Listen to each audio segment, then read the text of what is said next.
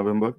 সেই রিপোর্টের কিছু খুঁটিনাটি বিষয় নিয়ে আমরা কথা বলবো। বিস্তারিতভাবে সার্বিক বিষয়গুলো নিয়ে আমরা কথা বলবো এবং এই বিষয়টি নিয়ে আজকে আমার সঙ্গে কথা বলতে যোগ দিচ্ছেন এই স্বাধীন বিডিআর এর তদন্ত কমিশনের প্রধান major general Alam Fazlur Rahman. Sir, আপনাকে স্বাগত জানাচ্ছি আজকের অনুষ্ঠানে। অনেক ধন্যবাদ আপনাকে। আপনাকে প্রথমেই আপনার প্রতি আরো বিশেষ ধন্যবাদ যে আপনি থাকার কারণে আমরা মনে করি যে আমরা একটি রিপোর্টটি আলোর মুখ দেখলো মানে রিপোর্টটি সাবমিট হলো সরকারের কাছে। কারণ আমরা ভেতরগতভাবে নানা তথ্য পাচ্ছিলাম এটাকে বিভ্রান্ত করার জন্য, এটাকে বন্ধ করার জন্য নানা রকমের মহল তৎপর ছিল। তারপরে সেই জায়গাটায় রিপোর্টটি আপনারা দিতে পেরেছেন। তো আমি রিপোর্টটি স্যার যেকোনো সূত্রে রিপোর্টের মোটামুটি একটা রিডিং বা মূল বিষয়গুলো আমার দেখার সুযোগ হয়েছে, পড়ার সুযোগ হয়েছে। তো আমি স্যার একটু প্রথমে যাই এই রিপোর্টে ধরেন ইতিমধ্যে আমি যেটা দেখছি যে ধরেন তানজিম আহমেদ সোহেল তাজ সেই সময়কার স্বরাষ্ট্র প্রতিমন্ত্রী, তিনি অস্বীকার করছেন সবকিছু, বলছেন যে এটা এই না, এটা ওই না, ইত্যাদি অনেক কথা। তো এই যে সত্য মিথ্যা আপনারা কিভাবে যাচাই করেছেন একটা সাক্ষীর ইনফরমেশন বা এই জায়গাটা আপনাদের মেথড কি ছিল? আপনারা রিপোর্ট ইনক্লুড করার আগে কিভাবে আপনারা এটাকে যাচাই করেছেন একটু যদি সংক্ষেপে আমাদেরকে বলেন। ডক্টর কনক সরওয়ার, আপনাকে অনেক ধন্যবাদ আমাকে আপনার এই স্বনামধন্য চ্যানেলে বিডিআর যে হত্যাযজ্ঞ হয়েছিল 2009 সালের 25 এবং 26শে ফেব্রুয়ারি তার উপরে বক্তব্য উপস্থাপনের জন্য।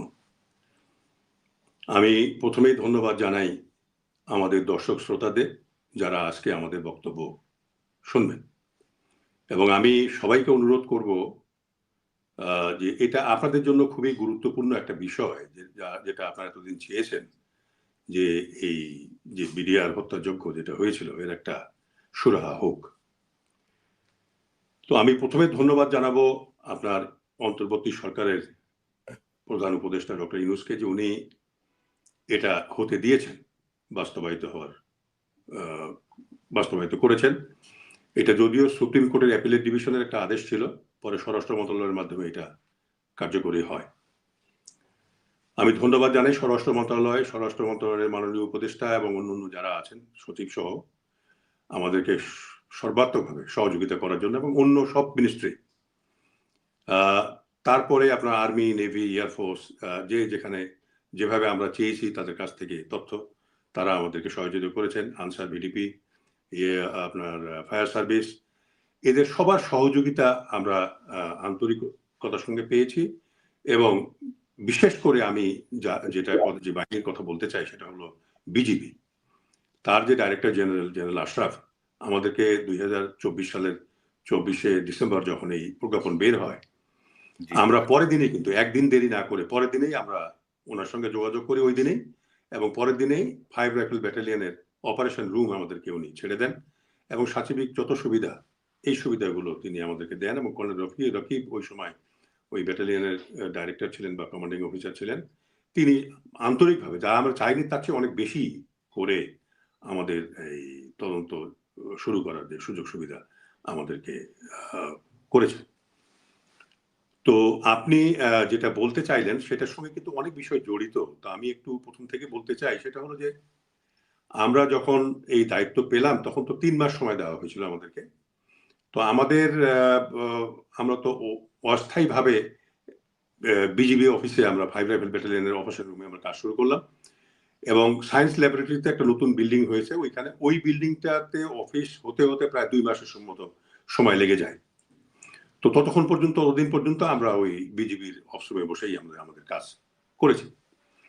তো আমরা প্রথমে চিন্তা করলাম যে যদি তাড়াতাড়ি রিপোর্ট দিতে হয় তাহলে আমাদের ওই যে দুটো তদন্ত হয়েছে, একটা আর্মিতে হয়েছিল কোড অফ ইনকোয়ারি, যেটার প্রধান ছিলেন এখন মাননীয় উপদেষ্টা স্বরাষ্ট্র মন্ত্রণালয়, স্বরাষ্ট্র উপদেষ্টা জেনারেল জাহাঙ্গীর, এবং আরেকটা হয়েছিল প্রথমে তদন্ত কমিটি হয়েছিল, পরে ওটা কমিশনে রূপান্তরিত করা হয় আনিসুজ্জামান সাহেবের সেক্রেটারি। তো আমরা এই দুটো প্রথমে কালেক্ট করার জন্য আমরা চিঠিপত্র যোগাযোগ করলাম স্বরাষ্ট্র মন্ত্রণালয়ের সঙ্গে। তো আমরা বিজিবিটা খুব তাড়াতাড়ি পেয়ে গেছি। স্বরাষ্ট্র মন্ত্রণালয় থেকে ওটা পেতে প্রায় 3 মাসের মতো, হয়তো আমার একটু কম বেশি হতে পারে দিনের 3 মাসের মতো প্রায় সময় লেগে গেছে ওটা পেতে। তো এখানে আমরা একটু ডিলে হয়ে গেল আমাদের, বিকজ স্টাডি না করলে তো আমরা আগাতে পারবো না সামনে। তারপরে বিজিবির যে সদর থেকে যেসব ইনকোয়ারি করা হয়েছিল এবং অন্য যেসব ইনকোয়ারি সদর দপ্তরে হয়েছে, ব্যাটালিয়নের ইনকোয়ারি গুলো, সেগুলো আমরা কালেক্ট করে খুব এক্সটেন্সিভ স্টাডি করলাম করে আমরা প্রথমে চিন্তা করলাম যে আমরা কিভাবে আমরা অগ্রসর হব, অ্যাপ্রোচটা কি হবে আমাদের। তো যাই হোক, আমি সংক্ষেপে বলবো যে আমরা যদি খুব তাড়াতাড়ি করতে চাইতাম তাহলে এটা আমরা ওই ইনকোয়ারি গুলো পড়ে সাক্ষীদের নাম তো আমরা জেনে যাব, ওগুলোকে আমরা চিঠি দিব সাক্ষীদেরকে, তারা তাদের মতো করে আপনার জবানবন্দি লিখে আমাদের কাছে সাইন করে দিয়ে যাবেন এবং সেগুলো পড়ে আমরা পরবর্তীতে আমাদের ওপিনিয়ন এবং ফাইন্ডিং দিব এবং রিকমেন্ডেশন দিব, সুপারিশ করব। তো এতে যেটা আমরা চিন্তা করে দেখলাম যে এটা যদি আমরা করতে যাই তাহলে আমরা কিন্তু সমস্যার মূলে যেতে পারবো না, গভীরে যেতে পারবো না। এটা এক ধরনের আপনার ভাষা হবে। তখন আমরা আমাদের অ্যাপ্রোচটাকে চেঞ্জ করে আমরা বললাম যে না, আমরা প্রত্যেকটা সাক্ষীকে শুনবো যতক্ষণ সে বলতে চায়, কোনো রকম ইন্টারাপশন হবে না, এবং আমরা পয়েন্ট নোট করব এবং উনি যখন শেষ করবেন তখন আমরা তাকে প্রশ্ন করব এবং প্রশ্ন উত্তরের মাধ্যমে আমাদের যেসব জানার বিষয় এই জিনিসগুলোকে আমরা বের করে নিয়ে আসবো। তো এইভাবে আমরা সাক্ষীদের ডাকা শুরু করলাম। কেউ একদিন বক্তব্য দিয়েছেন, কেউ 2 দিন দিয়েছেন, কেউ 5 ঘন্টা দিয়েছেন, কেউ 7 ঘন্টা দিয়েছেন, কেউ 3 ঘন্টা, মানে 2 ঘন্টার নিচে কোনো বক্তব্য সাধারণত হয়নি। তো এগুলো আমরা ভিডিও করেছি। ভিডিও করার পরে যখন আমরা ট্রান্সক্রিপ্ট করলাম এগুলোকে, তখন কারো সাক্ষ্য একবার 70-80 পেজ হয়ে গেছে, কারো 50 পেজ, কারো 60 পেজ, কারো 30 পেজ।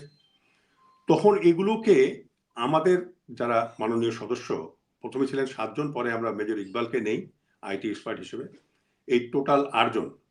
এই 7 জন সদস্য আমরা সবাই, আমি নিজেও স্টাডি করেছি গভীরভাবে এই তদন্তগুলো, এবং আমরা সবাই ওগুলো কারেক্ট করা শুরু করলাম আর কি। কারেক্ট করে তখন একটা পর্যায়ে আমরা সাক্ষীদেরকে ওগুলো পাঠালাম এবং তাদেরকে আমরা বললাম যে এটা আপনারা দেখেন, যে সাক্ষী আপনারা দিয়েছেন সেটাকেই আমরা কাটছাট করেছি, করে যেটা আমাদের খুবই প্রয়োজন সেগুলোকে রেখে আমরা এটা আপনার কাছে পাঠালাম।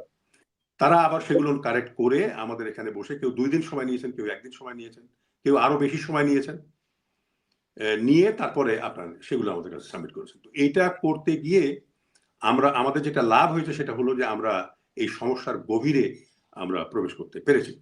তো এখানে যেটা চ্যালেঞ্জ আমরা সাক্ষীর ক্ষেত্রে প্রথমে ফেস করলাম সেটা হলো যে জুলাই বিপ্লবের পরে যখন শেখ হাসিনার সরকার, মানে প্রাক্তন প্রধানমন্ত্রী শেখ হাসিনার সরকার যখন দেশ ছেড়ে চলে গেল, এদের ম্যাক্সিমামে গিয়ে ভারতে আশ্রয় নিয়েছে, কিছু অন্য দেশে গেছে। তখন আমরা চিন্তা করলাম যে তাহলে আমরা এম্বাসি গুলোকে লিখি যে তাদের স্টেটমেন্ট নেওয়ার ব্যাপারে। তো আমরা পররাষ্ট্র মন্ত্রণালয়ের মাধ্যমে সেগুলোকে লেখা শুরু করলাম। আপনাকে আমি বলি যে আমরা ভারত থেকে বা যেখানেই থাকুক তারা 2 জন পলিটিশিয়ানের আমরা স্টেটমেন্ট নিতে পেরেছি। একজন হলো মির্জা আজম, আর হলো নানু। এদেরটা পেয়েছি, আর অন্যগুলো আমরা পাইনি। আর আর্মির জেনারেল যারা, জেনারেল মঈন সহ আপনার ডিজিএফআই এবং অন্য যারা ক্যাপ্টেন পর্যন্ত যারা বিদেশে আশ্রয় নিয়েছেন, এখন আশ্রয় ওই অবস্থায় আছেন, তাদের সবার স্টেটমেন্ট আমরা পেয়েছি। তাদেরকে আমরা জুমে নিয়ে এসে অনলাইনে ইন্টারভিউ করেছি একাধিকবার। তো এখানেই আমাদের যে চ্যালেঞ্জটা ছিল সেটা আমরা মোকাবেলা করতে সক্ষম হয়েছি।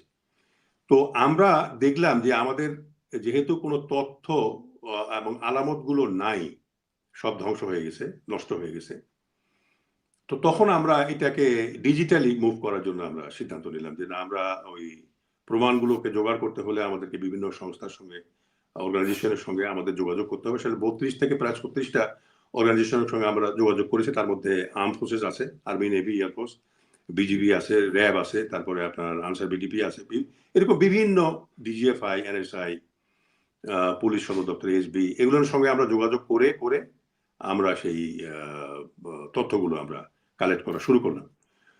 এখন এই বিশেষ করে এই যে টেলিফোন, এটা ডিজিএফআই কাছ থেকেও আমরা পেয়েছি, বিভিন্ন জায়গা থেকেই পেয়েছি কল রেকর্ড গুলো। এগুলোকে যখন আমরা কনফার্ম করতে গেলাম ওই টেলিফোন কোম্পানিগুলোর সঙ্গে, তখন এরা অনেক সময় নিতে শুরু করলো। চিঠি লিখছে, উত্তর আসে না, 1 মাস 2 মাস হয়ে যায়। তারপরে তারা উত্তর দিল যে না, আমাদের কাছে নাই, তখন আমরা বললাম যে ওই সময় কারা কারা ছিল এখানে। তো বলছে যে যারা ছিল তারা তো অনেক আগেই তারা এখান থেকে চলে গেছে, ওদের ঠিকানা নেওয়া হলো। এইরকম আমরা অনেককে পার্সু করে জি, তাদেরকে নিয়ে এসে স্যার তাদের স্টেটমেন্ট নিয়েছি। এটা আমি দেখছিলাম স্যার, যে ধরেন অসহযোগিতার যে জায়গাগুলো তার মধ্যে আপনি বলছিলেন যে স্বরাষ্ট্র মন্ত্রণালয়ের রিপোর্ট পাইতে কেন আপনাদের ৩ মাস লাগবে, এরকম একটা সেনসিটিভ ঘটনা রিপোর্ট, এটা তো আর মানে বস্তায় বস্তায় ভরে গোডাউনে ফেলে রাখার কথা না। এইটা আপনাদের কেন পেতে ৩ মাস লাগবে, বা টেলকো কোম্পানিগুলোর কেন ২ মাসের পরে উত্তর দিবে? এটা তো মানে ২৪ ঘন্টার মধ্যে তারা করসপন্ডিংটা করা উচিত ছিল। এবং আপনি যেটি বলছিলেন যে আলামত ধ্বংস হয়ে গিয়েছিল, এই আলামত ধ্বংসের দায় আপনার কার? ধরেন সে সময়কার যে দুটো তদন্ত কমিটি, আনিসুজ্জামান সাহেব তো আপনাদেরকে সহযোগিতাই করে নাই, উনি আসেই নাই, উনি কমিশনে সাক্ষ্যই দেয়নি। তো জেনারেল জাহাঙ্গীর আলম চৌধুরী, যিনি স্বরাষ্ট্র উপদেষ্টা বর্তমানে, আহ, উম, এই দায়টা তো তার তার ছিল, তাই না? যে মানে আলামত গুলো কেন ধ্বংস হলো, কিন্তু আপনাদের সুপারিশে কিন্তু তার ব্যাপারে তেমন কিছু নাই, কিন্তু যে তিনি যে আলামত ধ্বংস না, করেছেন, আলামত তো আর উনি আলামত ধ্বংস করেননি। সংরক্ষণ করতে পারেন ওনার নাই। কাছে কিছু আলামত ওনার কাছে জমা দেওয়া হয়েছিল, সেগুলো আর পরে পাওয়া যায়নি। উনি তদন্ত খুবই ভালো করেছেন, আমি বলবো। উনি যেহেতু আর্মি কোর্ট অফ ইনকোয়ারির প্রধান ছিলেন, তদন্ত কিন্তু খুব সুন্দরভাবে এবং সঠিকভাবে কিন্তু অগ্রসর হয়েছে। ওইভাবে আপনার সবকিছুই বের করা হয়েছে, কিন্তু রিকমেন্ডেশনে গিয়ে কিন্তু ওই স্ট্যান্ডটা আর রাখা সম্ভব হয়নি।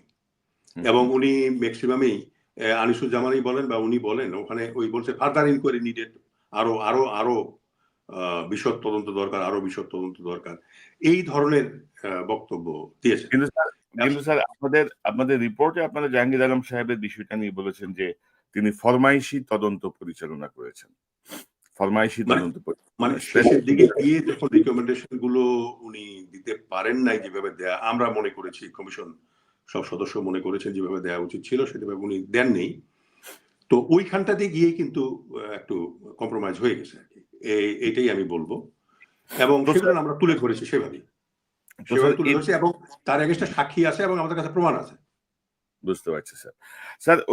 এই যে আপনাদের এই প্রসঙ্গটাতে আমি একটু আরেকটা, এইটা একটু পরের দিকে আরেকটু শেষের দিকে গেলে ভালো হতো। কিন্তু আমি ১ম এই এই বিষয়টা আনতে চাই, যেহেতু চলে আসছে। ধরেন আমি যদি আপনার অনেক কিছুই ধামাচাপা দেয়া হয়েছে। তো তারপরে আপনাদের রিপোর্টে আপনারা এই যে যারা সাজাপ্রাপ্ত বা দণ্ডপ্রাপ্ত প্রায় ৮৫০ জন এখনো কিন্তু কারাগারে আছেন। কিছু মোট অভিযুক্ত ৮৫০ জন, কিছু জামিন পেয়েছেন, কিছুই আছে। এখন আপনাদের রিপোর্টেই আছে যে কিলার গ্রুপের সংখ্যা হচ্ছে ২০ জনের মতো। আপনাদের রিপোর্টেই আছে যে কিলার গ্রুপের সংখ্যা ২০ জনের মতো। তো সেখানে ধরেন ৮৫০ মানুষকে অভিযুক্ত করা। আমি বলছি না যে বিরিয়ার ধোয়া তুলসী পাতা। হয়তো এদের মধ্যে থেকেও ধরেন ৫০-১০০ জন, ১৫০ জন হয়তো ওই কিলার গ্রুপের সঙ্গে যুক্ত ছিল। মানে তারা ষড়যন্ত্রের সঙ্গে যুক্ত ছিল। তো কিন্তু আপনারা এই যে নিরীহ মানুষগুলো যারা এই যে ১৬ বছর, ১৭ বছর ধরে কারাগারে বন্দী, তাদের ব্যাপারে আপনারা তো একটা তো রিকমেন্ডেশন দিতে পারতেন।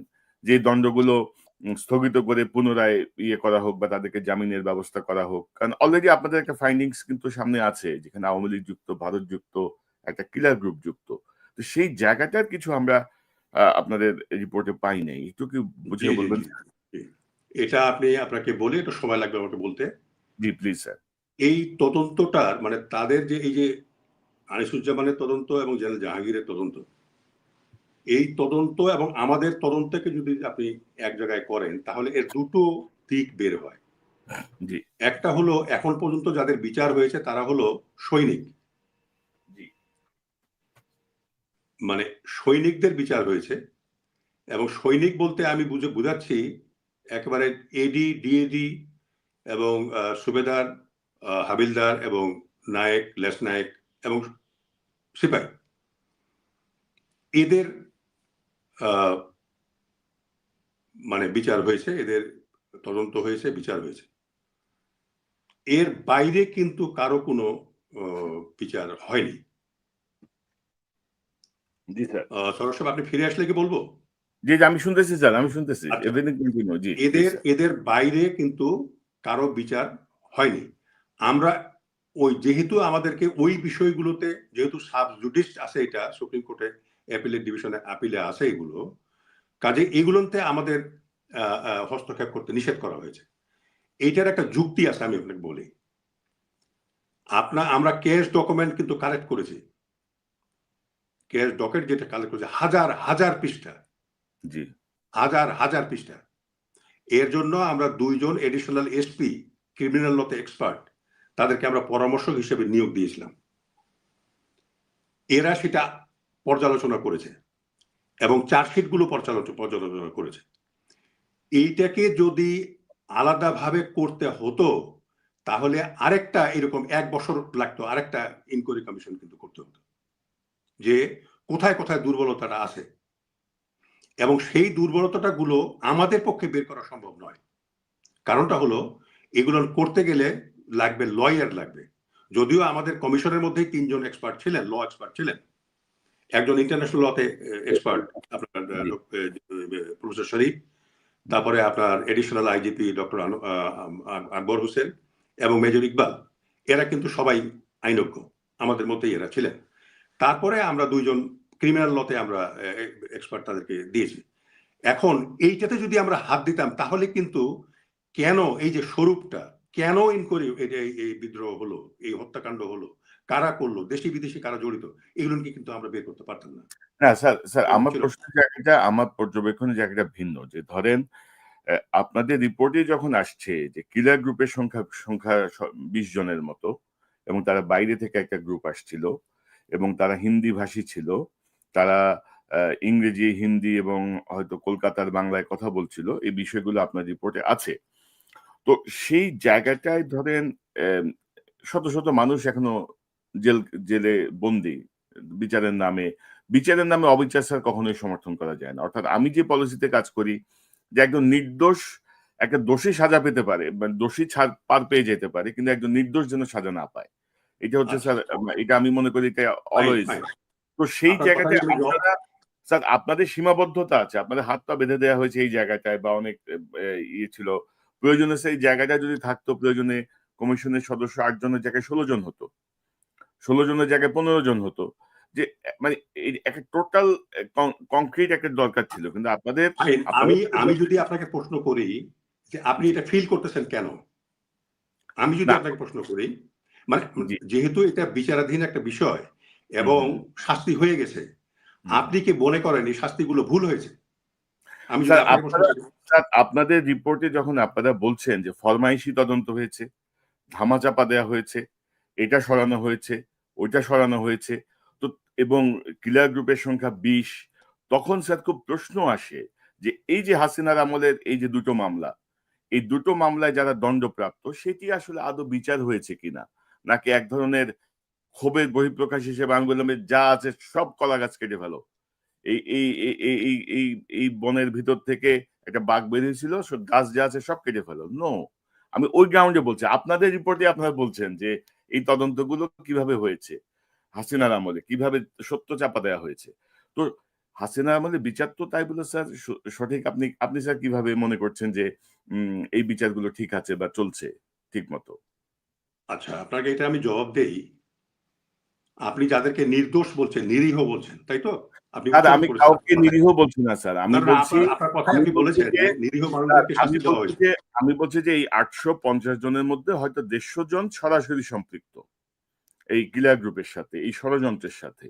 কিন্তু আমরা যে স্টোরি গুলো দেখছি, যে ছুটিতে ছিল, বিয়ে করতে গেছে, সে আসছে, তারও ১৭ বছর ধরে সে জেলে আছে। মানে কোনো কিছুরই কোনো মানে শুনি মানে মানে গড়ে বিচারটা হয়েছে আরকি। গড়ে বিচারটা না, না, হয়েছে। আপনাকে বলি।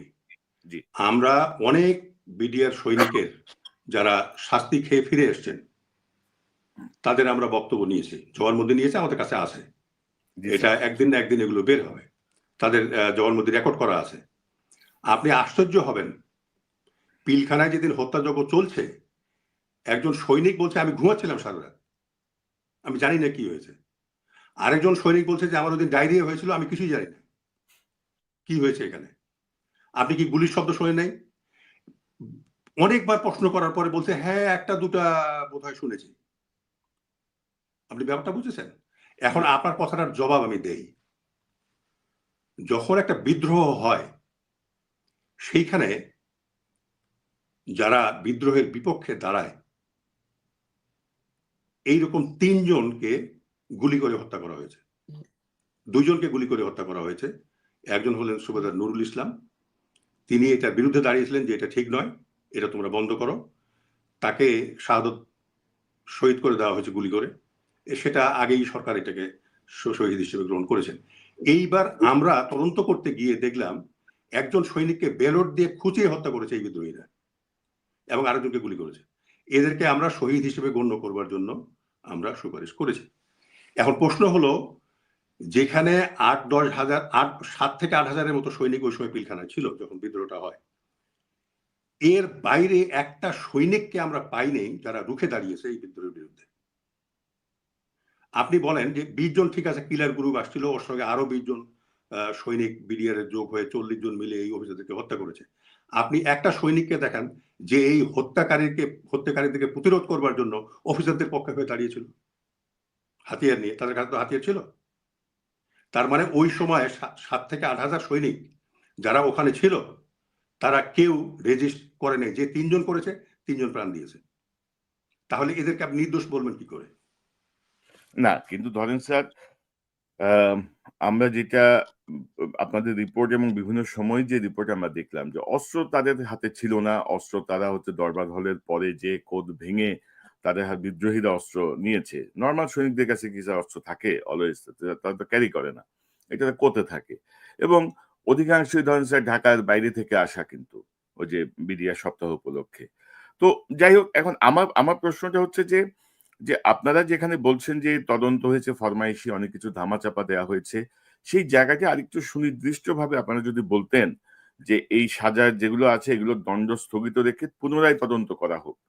স্পেসিফিক এই এই যে কয়জন এখনো বন্দী আছে তাদের ব্যাপারটা, যেহেতু এটা মোটামুটি স্যার বড় থেকে ছোট হইতে হইতে একটা জায়গায় এসে পড়ছে।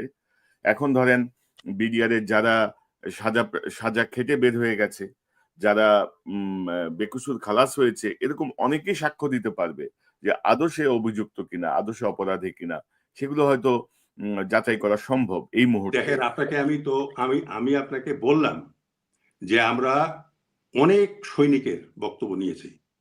কেউ বলেনি যে আমি দোষী।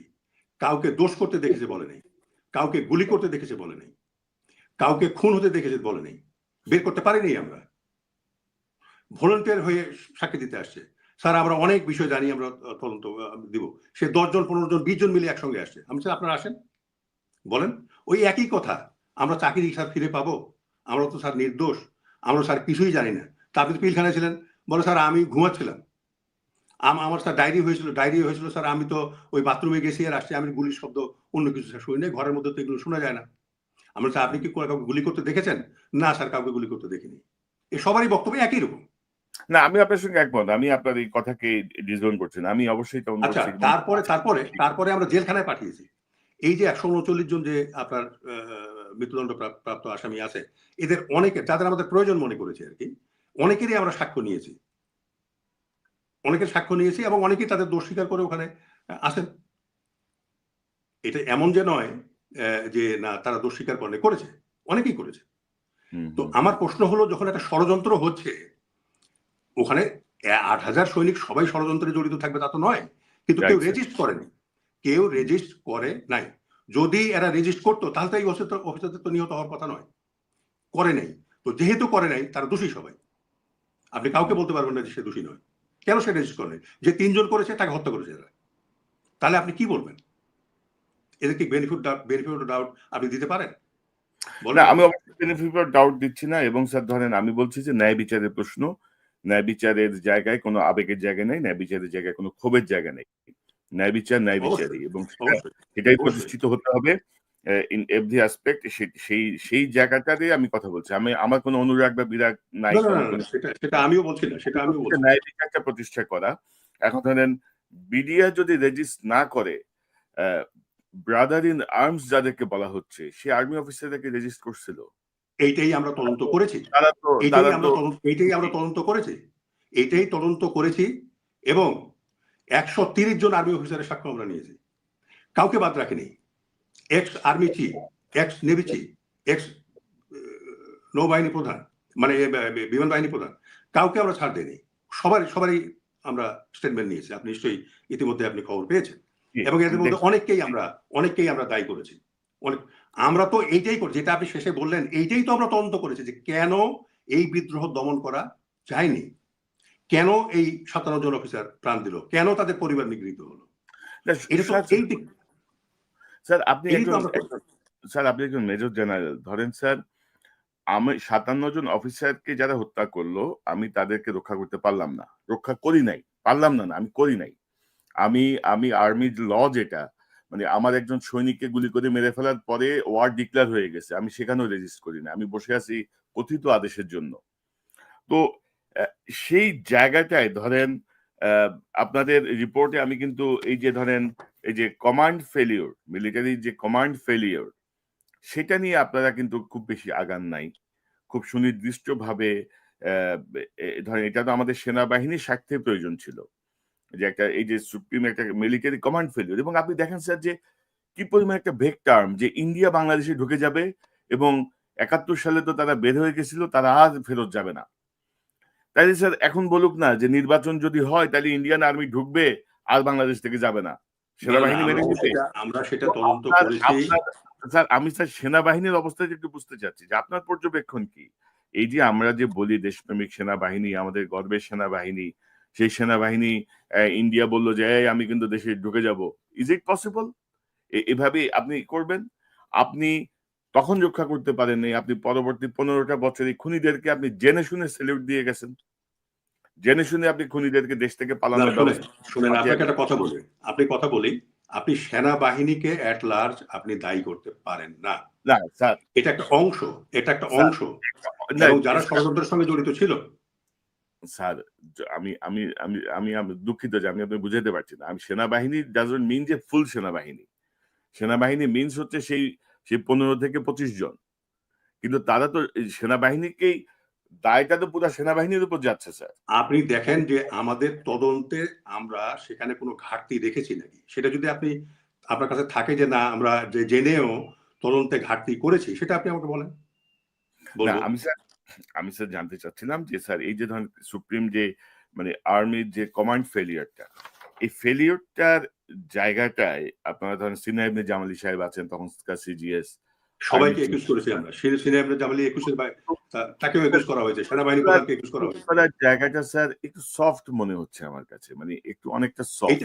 আপনি হয়তো সফট মনে করতে পারেন। কিন্তু আমরা যেভাবে যে আইনে তারা পড়ে, যে বিষয়গুলোর উপরে তারা পড়ে, সেগুলো আমরা সব মেনশন করেছি। স্যার কিন্তু আপনারা তো স্যার চাইলে আর্মি অ্যাক্ট এবং সিআরপিসির ধারা উল্লেখ করে তাদের বিরুদ্ধে ব্যবস্থা নিতে বলতে পারতেন। কিন্তু সেটা না করে আমরা আপনারা আবার আমরা তাদেরকে। না, শোনেন, এটা হলো, এটা আ আমরা ওখানে বলেছি যে এটা সামরিক সমস্যা ছিল। আপনি দেখেন বিভিন্ন জায়গায় বলা আছে। জি। এটাকে পলিটিক্যাল ডিসিশন নেওয়া হয়েছে এবং সেটা ভুল হয়েছে, এবং এই ভুলের খেসারত হিসেবে ৫৭ জন অফিসার প্রাণ দিয়েছেন। ব্যাপারটা বুঝছেন আপনি? আমরা কোথাও কোনো ঘাটতি রাখিনি। আমরা এটাও বলেছি যে এটা মিলিটারিলি সলভ হবে। কিন্তু এটা সলভ করা হয়নি। এটা মিলিটারিলি সলভ করা হয়নি, এবং হয়নি বলে আমরা বলেছি প্রচলিত আইনে। সে প্রচলিত আইন দেশের সামরিক আইন, আ ব ব দেশের যে সিভিল ল আছে, আইসিটিতে যে বিচার হচ্ছে, বা প্রচলিত যে আইন, সেই আইনে তাদের বিচার করতে হবে। আপনি না এখানে ধরেন যে কোনো এই যে স্যার ধরেন শুধু তো তাই নয় স্যার, ৫৭ জন অফিসার তো না, পরবর্তীতে অ্যা অ্যা তাপসের এই হত্যা মামলার নামে, তাপসের মারার চেষ্টার নামে ৫ জন বেস্ট অফিসারকে সেনাবাহিনীর লোকজনই নির্যাতন করছে। সেনা কর্মকর্তারাই টর্চার করছে। মানে আয়নাঘরে রাখছে, ৫ বছর জেলে রাখছে। তো সেটা মানে মানে আমি স্যার আসলে হিসাব মিলাইতে আচ্ছা, পারি না আপনাকে যে। বলি, আপনাকে বলি, জি, আপনার ইনফরমেশনের জন্য বলি। আমরা এই তদন্তটা চুলচেরা ভাবে করেছি। একজনকে জি, বাদ রাখা হয়নি। I challenge you। আমি দেখছি যে স্যার। যে ইনভেস্টিগেশন করেছে, যে কোর্ট মার্শালে ছিল, যে প্রেসিডেন্ট ছিল, যে ওই অফিসারদেরকে নিয়ে গেছে বিভিন্ন জায়গায়, সবাইকে আমরা আইনের আওতায় নিয়ে আসছি। কেউ বলতে পারবে না যে আমি আইনের আওতার বাইরে। এবং এই অফিসারদেরকে পুনর্বাসন করার জন্য আমরা সুপারিশ করেছি। কেউ বলতে পারবে না যে আমরা কাউকে বাদ দিয়েছি। ইভেন তাপসকেও আমরা বলেছি যে সে মাস্টারমাইন্ড। আমরা কিন্তু কাউকে বাদ রাখিনি। সবার জন্যই কিন্তু আমরা সুপারিশ করেছি। তবে স্যার ধরেন মানে আমি তো একজন সাধারণ মানুষ, সিভিলিয়ান, আপনাদের এসব বুঝি কম। তবে স্যার ধরেন আর্মির যে মোরাল যে জায়গাটা, সেটা অনেক ডাউন করে ফেলছে শেখ হাসিনা। সেই জাতীয় কোনো সুপারিশ নাই যে ধরেন আমি আমার ৫৭ জন অফিসারকে রক্ষা করতে পারি নাই। আমি না, না, না, সেলিউট না, এটা আপনি দিয়েছি। এটা আপনি আমি এটা আপনি ১৫ কিভাবে বলছেন? বছর স্যার আমি বলছি শেখ হাসিনার আমি আমি আপনাকে বলি, শেখ জি। হাসিনার ব্যাপারে পেপারটা যদি আপনার হাতে থাকতো, you can read it out. তারপরে আপনি আমাকে প্রশ্ন করতে পারেন। না আপনার ওইটা হাতে আছে, যদি হ্যাঁ? ওইটা আছে। না আমি ওইটা আপনি আছে। পড়েন, সবার জন্য পড়েন। না, আমি পড়ে যেটা আমাকে জিজ্ঞেস বলছি করেন। স্যার আমি যেটা বলছি ইন জেনারেল যে আর্মির যেই মোরাল যে জায়গাটা আমাদের ধরেন ৫৭ জন অফিসারকে হত্যা করার পরে আমি আরো ৫ জন অফিসারকে ফাঁসাই দিলাম পলিটিক্যাল ইনফ্লুয়েন্সে। আমি খুনিদেরকে সেলিউট দিয়ে গেলাম। আমি জানি মানে আর্মি অফিসাররা সবাই জানে। আমরা যেহেতু জানি এই গত ১০ বছর ধরে যে কারা যুক্ত। তো এইজন্য সবাই জানে। এইজন্য যারা এগুলোর সঙ্গে জড়িত কেউ শাস্তির বাইরে নাই। আপনি আমরা দেখেন, চাইছি আপনি একটা লোককে বের করেন যে এ শাস্তির বাইরে কেন? বলেন আপনি। আমরা বরং বেনিফিট অফ ডাউট অনেককে দিয়েছি। কিন্তু শাস্তির বাইরে কাউকে রাখা হয়নি। হ্যাঁ, না শাস্তির বাইরে আপনি কাউকে রাখেন নাই এবং মানে এটা আমাদের জায়গা আরকি স্যার। আমাদের জায়গা হচ্ছে যে আমরা স্যার আ আরো কড়া কিছু হয়তো মনে চাই যে আরো কড়াভাবে আসুক। যে আপনি সুনির্দিষ্টভাবে বলেন যে একে এই সামরিক আইন অনুযায়ী বা এই সিআরপিসির এইটা অনুযায়ী তাকে বিরুদ্ধে এই ব্যবস্থা নেওয়া হোক। সে দেখেন, সরাসরি খুনি। আমরা আমরা সরাসরি আমরা কমিশনে বসে শোনেন, বলি আপনাকে আমি। জি, আমরা কমিশনে বসে আমাদের যে ৩ জন এক্সপার্ট আছে আইনের, জি, তাদের সঙ্গে বসে আমরা আলোচনা করেছি যে এটা যদি আমরা একবারে স্পেসিফাই করে দেই যে তাকে হুম, কোন আইনে বিচার করতে হবে, তাহলে এই জিনিসগুলো কিন্তু আসলে ধোপে হয়তো টিকতো না। কেননা আমরা শুধু আমাদেরকে বলা হয়েছে যে ইনভেস্টিগেশন করে যারা দোষী তাদের ব্যাপারে আমাদের সুপারিশ করার। ইভেন সুপারিশটাও ওইভাবে কিন্তু বলা নাই। আপনি দেখেন, ওটা পড়ে দেখেন। জি, নাই স্যার নাই। নাই। কিন্তু স্যার আমরা আমরা আমি আমি ওটাকে এনশিওর করেছি যে না, আমরা সুপারিশ করব। আমি স্যার আপনি নিজেই এনশিওর করেছি। জি, স্যার আপনি কি মনে করেন যে স্যার যেটা আমি বলছিলাম যে আপনাদেরকে এই কমিশনকে আসলে স্বাধীন তদন্ত কমিশন বলে হাত পা বেঁধে দেওয়া হয়েছে? না, আমি আমি আমি আপনাকে বলি, আমি একজন মুসলমান হিসেবে আল্লাহকে হাজির নাজির জেনে বলি, আমি যা করতে চেয়েছি আমি সেটা আমি করেছি এবং আমার যে আরো যে ৭ জন মেম্বার ছিলেন তাদেরকে খোলা হাতে আমি ছেড়ে দিয়েছিলাম। যে তারা যেভাবে খুশি অগ্রসর হতে পারে এবং কোথাও আমি কোনো রেস্ট্রিকশন দেইনি এবং আমার উপরও কারো কোনো রেস্ট্রিকশন ছিল না। তো কাজেই আমরা এটাই বলেছি, যেমন দেশদ্রোহী, দেশের বিরুদ্ধে ষড়যন্ত্র, সেনাবাহিনীকে দুর্বল করা, দেশকে দুর্বল করা। তারপরে বলেছি যে প্রচলিত আইনের সর্বোচ্চ শাস্তি। আপনি পড়ে দেখেন। জি, জি, দেশের প্রচলিত আইনে সর্বোচ্চ শাস্তি। এইটা সিভিলও করতে পারে, মিলিটারিও করতে পারে। দেখা যাক ব্যাপারটা আপনি কি বুঝছেন? হয়। এটা স্যার নিয়ে আমরা ডেলিবারেশন করেছি অনেক। এখন আমি যদি বলে দেই যে তাকে ১০ বছরের কারাদণ্ড দেওয়া হোক, কোর্ট বলবে যে না, ওইটা তো স্যার আপনি বলতে পারেন না স্যার। ওইটা তো আদালত বলবে। বলবে। আপনার তো তো স্যার সেজন্য সেই আদালতের উপর ছেড়ে দিয়েছে। আমরা বলছি যে প্রচলিত আইনের সর্বোচ্চ শাস্তি এবং কি অপরাধ করেছে সেই অপরাধগুলোকে আমরা চিহ্নিত করে দিয়েছি। জি। মানে আমাদের স্যার দৃষ্টিভঙ্গিতে। স্যার আপনাদের তদন্ত রিপোর্টে স্যার ভারতের বিষয়টা একেবারে সুনির্দিষ্টভাবে এসেছে। যে জি। ভারত কিভাবে যুক্ত।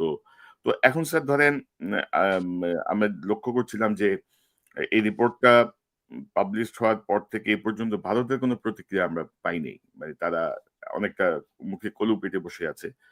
তো এখন যেহেতু স্যার একটা পার্শ্ববর্তী রাষ্ট্রের ইন্টারফেয়ারেন্স ছিল এই ৫৭ জন সেনা কর্মকর্তা হত্যায় বাংলাদেশের ভেতরে তাদের এ এজেন্ট পাঠিয়ে বা কমান্ডো পাঠিয়ে। তো এটা আন্তর্জাতিক পরিমণ্ডলে আমরা কিভাবে নিতে পারি বা এটা আন্তর্জাতিক আদালতে নেয়া যায় কিনা? এটা আমরা এই সংক্রান্ত কোন সুপারিশ কিন্তু আমি লক্ষ্য করি না। আমি জানি না না, না, আছে না, না, কিনা বা এটা এটা আমরা এটা কিভাবে এ যাব? এ এটা আছে। ভারত কিভাবে জড়িত যদি আপনি জানতে চান তাহলে আমি বলব। আর আমরা বলেছি সরকার সিদ্ধান্ত নেবে। আমরা জি, ১ম এ একটা রিকমেন্ড করতে চেয়েছিলাম, সেটা হলো যে ডিপ্লোম্যাটিক চ্যানেলে এটার ব্যবস্থা নেওয়া। পরে আমি আমি নিজেই বলেছি যে না, আমাদেরকে সরকারকে বলতে হবে এবং সরকার যেভাবে চায় সেভাবে করতে পারবে। এবং আন্তর্জাতিক আদালতে যদি সরকার যেতে চায় যাবে। আমরা কিন্তু সেটা সরকারের উপরে ছেড়ে দিয়েছি। ভারতের বিরুদ্ধে কি ব্যবস্থা গ্রহণ করা হবে। এখন আমি তো আর দেশবাসীর উপর ছেড়ে দিতে পারব না। না। দিতে হবে তো সরকারের উপরে। তা হুম। আমি সরকারকে বলেছি যে সরকার যেভাবে চায় সরকার সেভাবে ব্যবস্থা নেবে। এখন sir for the future Bangladesh আপনি কি মনে করেন? মানে এই জায়গাটায় আমরা কি করতে পারি? যেহেতু আপনি এটা নিয়ে কাজ করছেন, আন্তর্জাতিক আদালত বা আন্তর্জাতিক আইন বা সবকিছু মিলিয়ে এই যে ইন্টারভেনশন এটা থেকে আমরা কিভাবে আমাদের দেশকে রক্ষা করতে পারি? আপনার কি দেখেন, মনে হয়? আমি আমি ওই চেয়ারে বসে প্রথম যে জিনিসটা রিয়েলাইজ করেছি, আমার মেম্বার যারা ছিলেন তাদেরকে বলেছি, আপনাকেও আজকে বলি, আমি ওখানে বসে যে জিনিসটা আমি রিয়েলাইজ করেছি সেটা হলো যে পলাশির পুনরাবৃত্তি হয়েছে পিলখানায়। পলাশি যে সে 1757 খ্রিস্টাব্দে পলাশির প্রান্তরে নবাবের সৈনিকরা দাঁড়িয়ে থাকলো, আর এই 300 সৈনিক নিয়ে প্লাস মাইনাস লর্ড ক্লাইভ বাংলাদেশের স্বাধীনতা হরণ করে নিল। 1000 গুণ বেশি শক্তি নিয়ে আমাদের আর্মি চারিদিকে দাঁড়িয়ে থাকলো, 2 দিন 2 রাত, 25, 24 এবং 25, মানে 25 এবং 26শে ফেব্রুয়ারি। এরা একটা ইউনিট যদি ঢুকতো, একটা, যে র্যাব প্রথমে পৌঁছে গেছিল ওখানে 300 সৈনিক নিয়ে, তারা যদি ঢুকতো, এবং র্যাবের ম্যান্ডেট আছে ঢুকবার, কিন্তু তারা ঢোকেনি, তাদের এডিজি নাকি বলে দিয়েছে যে ঢোকা চলবে না।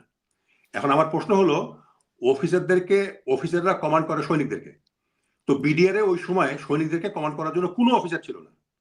কাজে একদিক থেকে যদি আর্মি ঢুকতো, তাহলে ওদিক থেকে অন্য দিক থেকে কিন্তু এই সৈনিকরা সব পালিয়ে যেত। কিন্তু সেখানে আমরা দেখলাম যে কেউ ঢুকলো না, এবং যেভাবে তারা অত্যাচার করতে চেয়েছে এই আমাদের অফিসারদের উপরে এবং তার পরিবারদের উপরে, সেভাবে তারা অত্যাচার করেছে। এইটাই হলো ষড়যন্ত্র, এইটাই ষড়যন্ত্র করেছে। তো আমি বলেছি, যদি পিলখানা হত্যাকাণ্ডের বিচার না হয়, তাহলে ভবিষ্যতে সারা বাংলাদেশ পলাশি হবে, পিলখানা হবে। আমাদের সৈন্যবাহিনী দাঁড়িয়ে থাকবে, আর বিদেশি শক্তি এসে আমাদের স্বাধীনতা হরণ করে নিয়ে যাবে। কাজে দেশবাসীকে আমি আজকে আহ্বান জানাবো, আপনারা রাস্তায় নামেন, এই সরকার হোক বা পরবর্তী সরকার হোক, বিচার করতে বলেন যদি বাংলাদেশ স্বাধীন দেখতে চান। আমি ওখানে বসে আমার যারা কমিশনের মেম্বার ছিলেন, সম্মানিত মেম্বার ছিলেন, তাদেরকে বলেছি, আমাদের এই 8 জনের উপরে নির্ভর করতেছে ভবিষ্যতে বাংলাদেশ স্বাধীন থাকবে কি থাকবে না। আমরা যদি ফেল করে যাই, এই জন্য আপনি দেখবেন আমরা কাউকে ছাড় দেইনি। এবং আমি আপনার মাধ্যমে বলতে চাই সরকারকে, যে আমাদের এই তদন্ত প্রতিবেদন স্টাডি করবার জন্য একটা এক্সপার্ট কমিটি গঠন করা হোক, যেটা আপনি বলছেন, যে এক্সপার্ট কমিটি গঠন করা হোক, সেখানে সুপ্রিম কোর্টের আইনজ্ঞ থাকবে, অবসরপ্রাপ্ত বিচারপতি থাকবেন, সেখানে সেনাবাহিনীর লোক থাকবে, সেখানে সিভিল সোসাইটির লোক থাকবে, আমাদের কমিশনেরও হয়তো 1-2 জন সদস্য সেখানে থাকতে পারে। এই নিয়ে আপনার সেনাবাহিনীর যারা সার্ভিং অফিসার আছে তারাও থাকতে পারে, নিয়ে রিটায়ার্ড অফিসার থাকতে পারে। একটা এক্সপার্ট কমিটি করে, শুধু যে আমরা যাদেরকে সুপারিশ করেছি তা নয়, ফাইন্ডিংসে যাদের নাম আসছে, আরো যদি নাম আসে, আমি বলবো তারা আরো রিকমেন্ড করতে পারেন পরিধিটাকে বড় করার জন্য। কাজেই কারণটা হলো যে এটার উপর নির্ভর করছে ভবিষ্যতে আমরা স্বাধীন থাকবো কি থাকবো না। কেননা আমরা যদি এখানে ফেল করে যাই, তাহলে সারা বাংলাদেশ কিন্তু পলাশি হয়ে যাবে, সারা বাংলাদেশ পিলখানা হবে। আমাদের আর্মি দাঁড়িয়ে থাকবে, নেভি এয়ারফোর্স দাঁড়িয়ে থাকবে, র্যাব দাঁড়িয়ে থাকবে, পুলিশ দাঁড়িয়ে থাকবে, বিজিবি দাঁড়িয়ে থাকবে, এবং পার্শ্ববর্তী দেশ এসে আমাদের স্বাধীনতা হরণ করে নিয়ে যাবে। আমি এটা বলেছি, আমি জাতিকে আহ্বান জানাচ্ছি, এখনো আমি বলছি যে আপনাদেরকে রাস্তায় নামতে হবে যদি আপনাদের প্রজন্মের জন্য দেশকে আপনি স্বাধীন রাখতে চান। কেন শত্রুরা ওখানে প্রথম এক্সপেরিমেন্ট করেছে যে বাংলাদেশ স্বাধীনতা হরণ করা যায় কিনা, সেখানে তারা সাকসেসফুল হয়েছে, এরপরে সমস্ত দেশের স্বাধীনতা হরণ করে নেবে।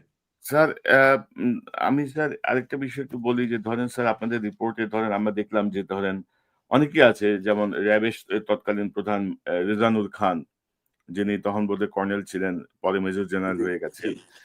তেমনি ধরেন স্যার পরবর্তীতে লেফটেন্যান্ট কর্নেল সে সময়কার সালেউদ্দিন, বা যারা সে সময় ফিল্ডে ছিল, তারা প্রত্যেকে কিন্তু স্যার ধরেন পুরস্কার হিসেবে 2-3 ধাপ লাফ দিয়ে প্রমোশন পেয়ে ভালো চলে গেছে। তো আপনারা কি স্যার চাইলে এই যে ধরেন ভাইয়ের রক্তের বিনিময়ে বা এই যে বিশ্বাসঘাতকতার বিনিময়ে যারা প্রমোটেড, যারা সুবিধা পেয়েছে, তাদের পদ অবনতি করার জন্য তো আপনারা সুপারিশ করতে পারতেন। মানে এটা হলো মানে আমরা স্পেসিফিক মানে কোন স্পেসিফিকেশনে যাই নেই, স্পেসিফিক শাস্তি দেওয়া যে ওর পদোন্নতি করা হোক, 10 বছরের কারাদণ্ড দেওয়া হোক, আমরা সেটা বলিনি।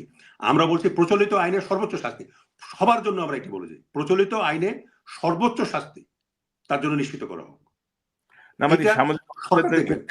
আপনারা এই জাতীয় বিষয়টা আনতে পারতেন, তাইলে স্যার অনেকে ভবিষ্যতে অনেকে সতর্ক হইতো যে এখন হয়তো আমি মেজর জেনারেল হয়ে যাবো, আমি আবার মেজরে নামে আসবো।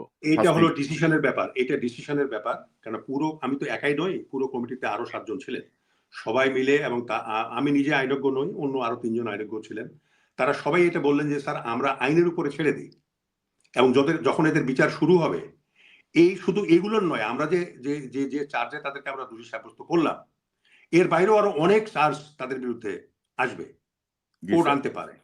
আনতে পারে। তো তখন আমি বললাম যে তাহলে আমরা এটাই করি যে দেশের প্রচলিত আইনের সর্বোচ্চ শাস্তি তাকে দেওয়া হোক। যেমন মনে করেন ষড়যন্ত্র, এর শাস্তি তো যাবজ্জীবন কারাদণ্ড। এরকম অনেককে আমরা ষড়যন্ত্র করতে আমরা সম্পৃক্ত পেয়েছি।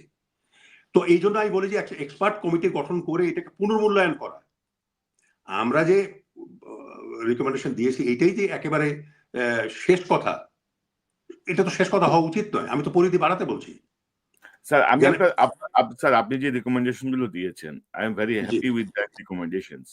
কিন্তু জি। আমার আমার ইয়েটা হচ্ছে যে সেটা আরেকটু কেন করা হলো না, সেটা আরেকটু কেন স্পেসিফিক হলো না, সেটা নিয়ে স্যার আমার আমার বিষয় আছে এবং আমরা কিছু জায়গায় স্পেসিফিক করিনি, কারণটা হলো যে এটা যে বিচারিক কোর্ট যে যখন মামলাগুলো উঠবে তখন বিচারিক কোর্ট সেটাকে দেখবেন। জি আমাদের এই রিকমেন্ডেশন গুলো এটা কোর্টকে হেল্প করবার জন্য, যে আমরা কষ্ট করে তাদেরকে তারা যে দায়ী তাদেরকে আমরা বের করেছি। তো প্রচলিত আইনে যখন বিচার শুরু হবে তখন এটা নয় আরো অনেক বিষয়ে হয়তো তারা জড়িত হয়ে পড়বে।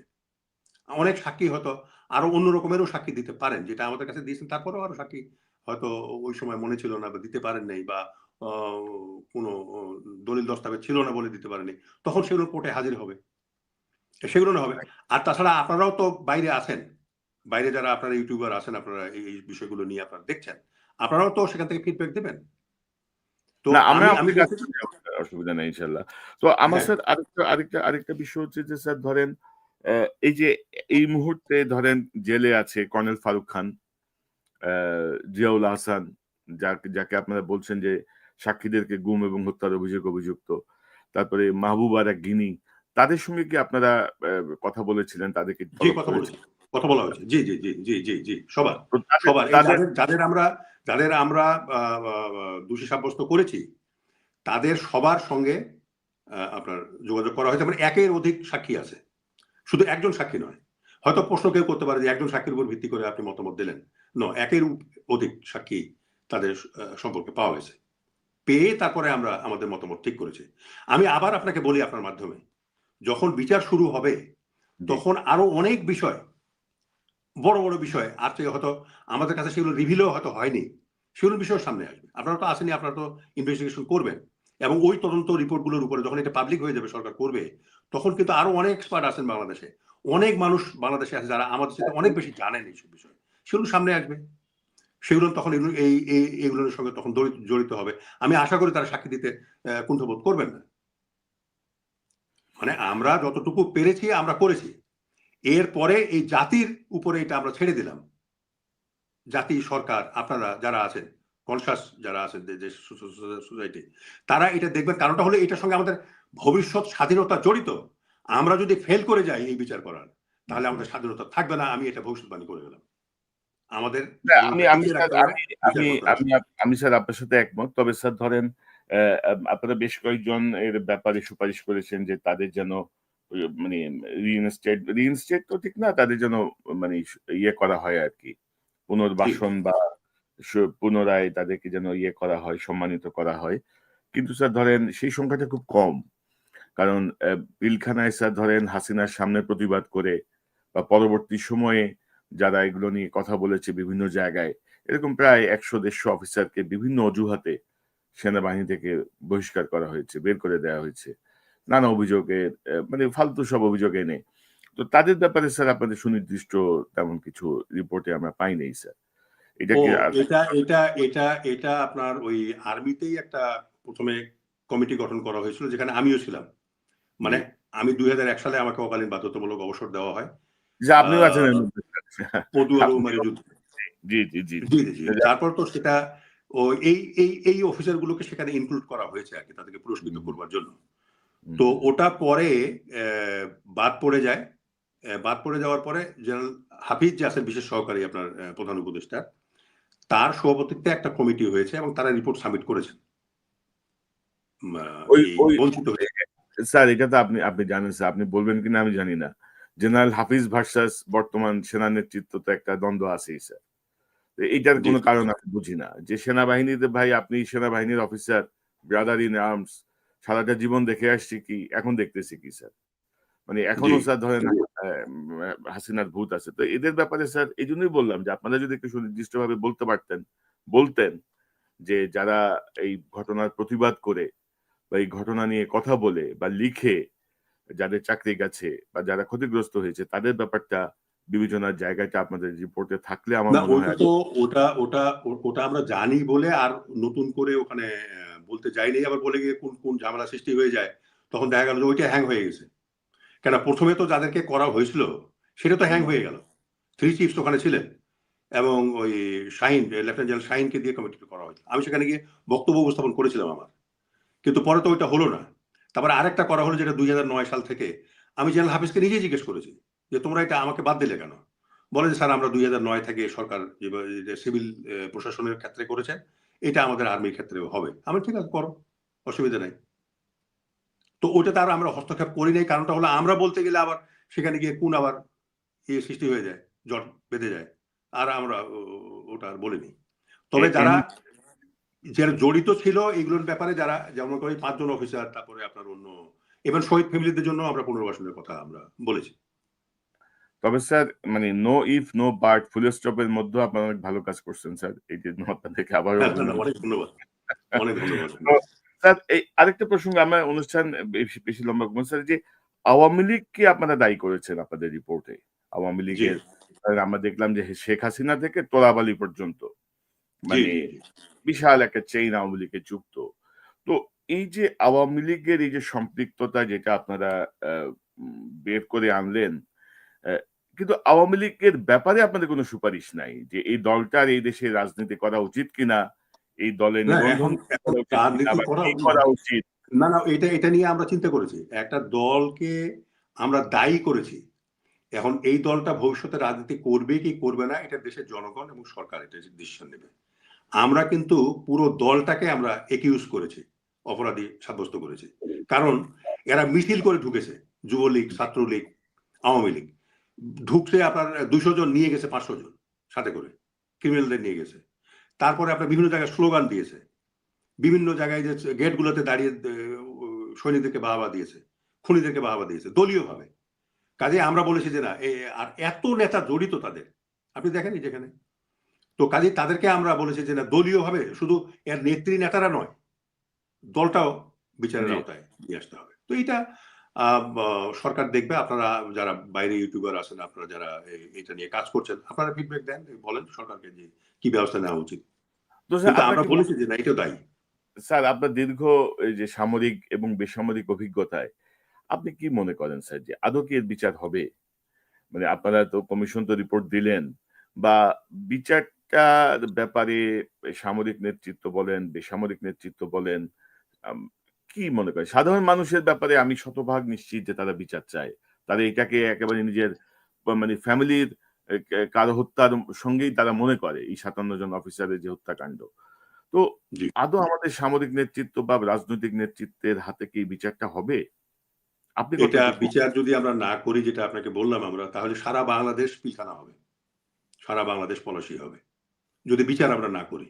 এটা দেশবাসীকে আমি আহ্বান জানাবো এই বিচারের জন্য সোচ্চার হওয়ার জন্য। আপনাকেও আমি আহ্বান জানাই। আপনারাও এটার পিছনে আপনারা সোচ্চার হন, আওয়াজ তোলেন এবং আমরা কিন্তু বিচার যাতে হয়, যাতে দেশের মানুষ এই রিপোর্ট জানতে পারে। আমি নিজে বলেছি যে এর কোনো সিকিউরিটি ক্লাসিফিকেশন হবে না। জি স্যার। এবং আমরা এই প্রথম হিস্ট্রিতে যে আমরা আনক্লাস করে কোন সিকিউরিটি ক্লাসিফিকেশন না দিয়ে এই রিপোর্ট আমরা সাবমিট করছি এবং আমার সিগনেচারে চিঠি গেছে। সরকারকে আমরা বলেছি এটাকে পাবলিক করে দেওয়ার জন্য শুধু স্টেটমেন্ট গুলো বাদে। স্টেটমেন্ট গুলো যেহেতু একজন আরেকজনের কথা আসছে, ওখানে হয়তো সামাজিকভাবে আরেকজনের শত্রুতে পরিণত হতে পারে। এইজন্য আমরা বলছি যে স্টেটমেন্ট গুলো বাদ দিয়ে আমাদের ফাইন্ডিংস, আমাদের ওপিনিয়ন, আমাদের রিকমেন্ডেশন এগুলো সমস্ত পাবলিক করে দেওয়ার জন্য। সমস্ত। Right sir. যাতে তবে স্যার এটার স্যার বিচার হয়। আমাদের স্যার একজন দর্শকের একটা প্রশ্ন আমি যদি এখান থেকে নেই। তিনি বলছেন সাব্বির আহমেদ সুমন তিনি বলছেন সাদ শুধু তার নিজ বাহিনীর বাধ্যতামূলক অবসরে যারা গেছেন তাদের ব্যাপারেই বললেন। আর বিডিআর এর বেলায় কিছু বললেন না। স্যার এটা তো এক ধরনের বৈষম্য হয়ে গেল। আপনি যদি কিছু মন্তব্য করেন স্যার। দেখেন আমরা বিডিআর এর ব্যাপারে যেটা আমার মতামত আমি আমি আমি আপনাকে বলি, যেটা আমার বলতে অবশ্যই বলতে হবে। এই বিডিআর বাহিনীকে নিয়ে আমি ভারতীয় বাহিনীকে পরাজিত করেছি।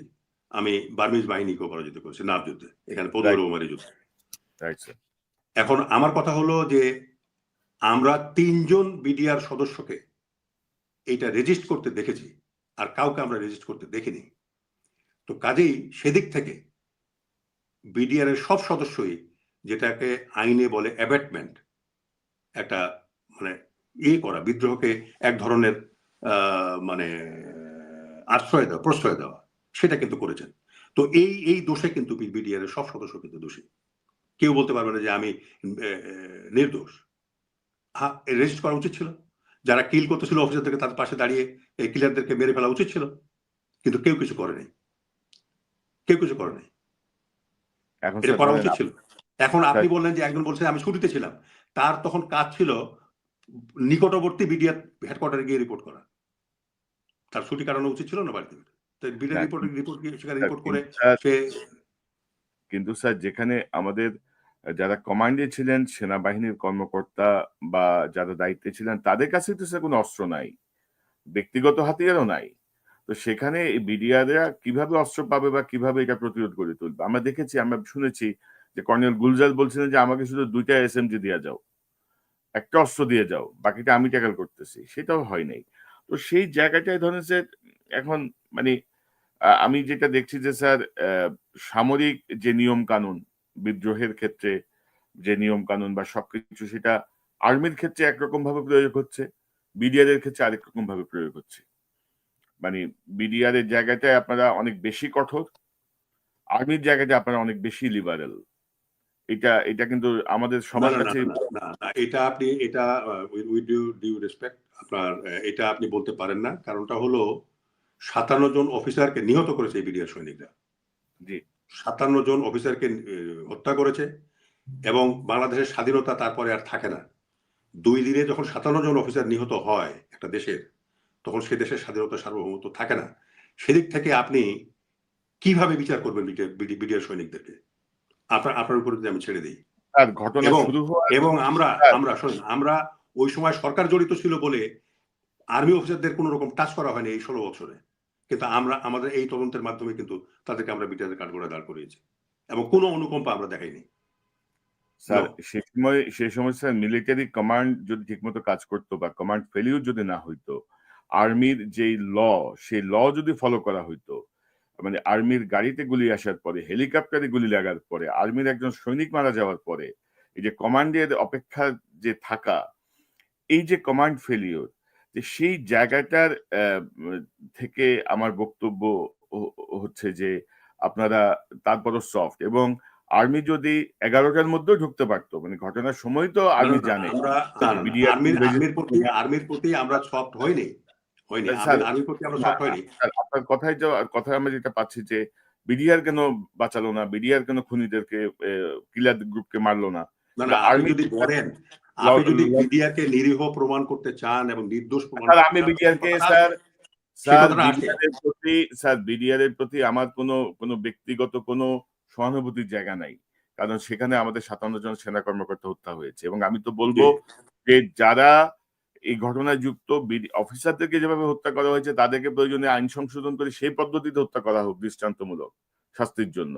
কিন্তু নিরীহ জায়গাটা, অর্থাৎ ২ টা বাহিনী তো স্যার, একটা বাহিনীর পুরোপুরি কঠোরভাবে আইন প্রয়োগ হচ্ছে, আরেকটা বাহিনীর আইন প্রয়োগের ক্ষেত্রে শিথিলতা দেখছি। এইটা তো আইন এখনো তো প্রয়োগ হয় নাই। আপনি আগাম মানে একটা বিদ্যমান আইন স্যার, ছাড় স্যার দিচ্ছেন কেন? বিদ্যমান আইন। আপনি স্যার আগাম বিদ্যমান আপনি আইন। আগাম ছাড় দিচ্ছেন কেন? আমি তো বলছি আপনাকে as a chairman of the commission that আমাদের পক্ষে জি, সাক্ষী যেটা পেয়েছি আমরা, তার উপর ভিত্তি করে আমরা মতামত দিয়েছি। জি। এরপরে যখন বিচারে যাবে এটা, তখন তো এর প্রকৃতি আলাদা হয়ে যাবে।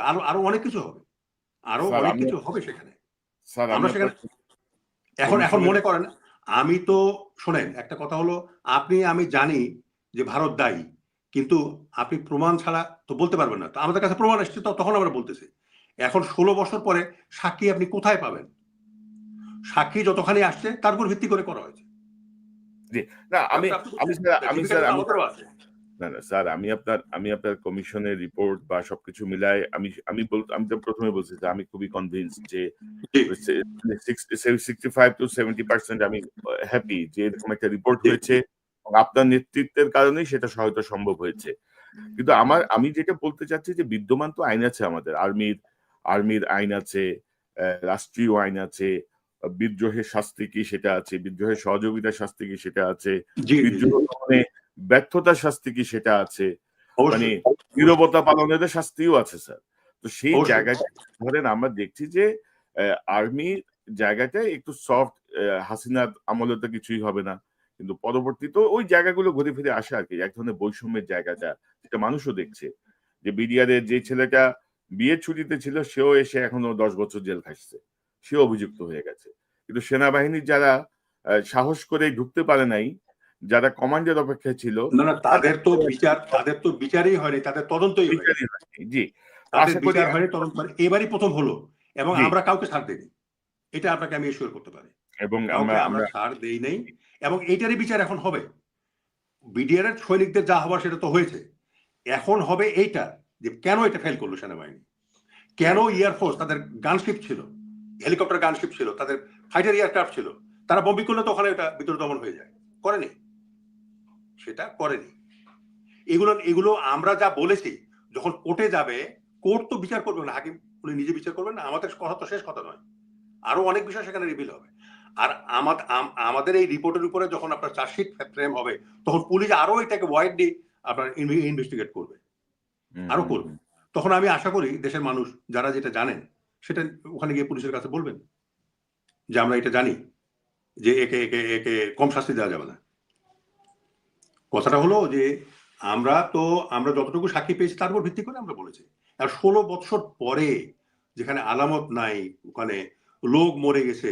আপনি এমনও আমরা এই যে ইয়েকে চিফ ইলেকশন কমিশনার ছিলেন কি নাম? এখন জেলে আছেন। উনাকে যখন ডাকলাম, আওয়াল, উনি আউয়াল আওয়াল। সাহেব, উনি বলেন যে আমার ডিমেনশিয়া হয়ে গেছে, আমি কোনো কিছু আমার খেয়াল নাই। হুম। যে আমার স্যার উনি এসছেন কিন্তু। উনাকে ডেকেছি আমরা। উনি বলেন যে আমার নিজের নামেই আমি ভুলে যাই। হুম। আপনি জিজ্ঞাসা করলে আমি বলতে পারব না কি, কি পরিমাণ কখন কি দ্রুত। ঘটে। এই হলো অবস্থা। তো কাজে তারপর আমরা আমাদের এই যে মানে সাক্ষীর স্বল্পতা, আপনার প্রমাণের স্বল্পতা, এইগুলোকে আমরা অনেক চেষ্টা করে আমরা বের করেছি। বের করে নিশ্চিত হয়ে যতটুকু বলা উচিত এবং আপনি দেখবেন সবখানে কিন্তু সর্বোচ্চ শাস্তির কথা বলা হয়েছে। সর্বোচ্চ শাস্তি। মানে ওই আইনের সর্বোচ্চ যেটা শাস্তি, সেটা কিন্তু বলা হয়েছে। যাতে ভবিষ্যতে কেউ এই ধরনের ষড়যন্ত্র করতে সাহস না করে। ও এখন তো এটা যদি বিচার না যদি করি আমরা, তাহলে বাংলাদেশের স্বাধীনতা থাকবে না। আমি এটা বলে দিলাম। সারা বাংলাদেশ জি, পিলখানা হবে। আমি একটা হিসাব দেই আপনাকে, হিসাব। জি আপনাকে স্যার। হিসাব দেই যেটা আমার কমিশনের মেম্বারকে আমি বলতাম মাঝে, মাঝে। সেটা হচ্ছে মনে করেন ৩ জন চিফ অফ আর্মি স্টাফকে আমাদের শত্রু দেশ ৩-৫ ১৫,০০০ কোটি টাকা ঘুষ দিল। ১২ জন জিওসি আছে ৩ বারে ৩৬,০০০ কোটি টাকা ঘুষ দিল। হলো ৫১,০০০ কোটি টাকা। আর ৪৯,০০০ কোটি টাকা দিল পলিটিশিয়ানকে, আপনার মতো ডক্টর কনক সরোয়ারকে, দিল পিনাকিকে, ওই ইলিয়াস হোসেনকে, দিল আপনার পলিটিশিয়ানকে, বিভিন্ন দলের। তারপরে র‍্যাবকে দিল, পুলিশকে দিল। হ্যাঁ? এই ১,০০,০০০ কোটি টাকা বাংলাদেশ বিক্রি হয়ে যাবে। আমাদের আর্মি দাঁড়ায় থাকবে এবং প্রতিবেশী দেশ এসে আমাদের স্বাধীনতা হরণ করে নিয়ে যাবে। যেখানে স্যার আমাদের ইয়ারলি বাজেট ৭,০০,০০০ কোটি টাকার উপরে।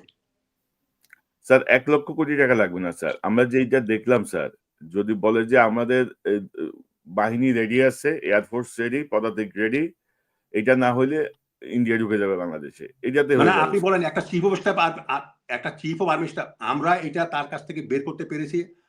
সেটার থেকে জন্য আমার মনে হয় আমরা ধন্যবাদের পাওয়ার যোগ্য। যে অবশ্যই সে স্যার। বলতেছে যে যদি আমি পিলখানায় হস্তক্ষেপ করতাম তাহলে ভারতীয় বাহিনী এসে ঢুকতো এবং ফিরে যেত না। আরে ভাই আমরা তো আসি যুদ্ধ করার জন্য। হুম, পারি না হুম, পারি হুম। আমাদের যুদ্ধ করতে হবে।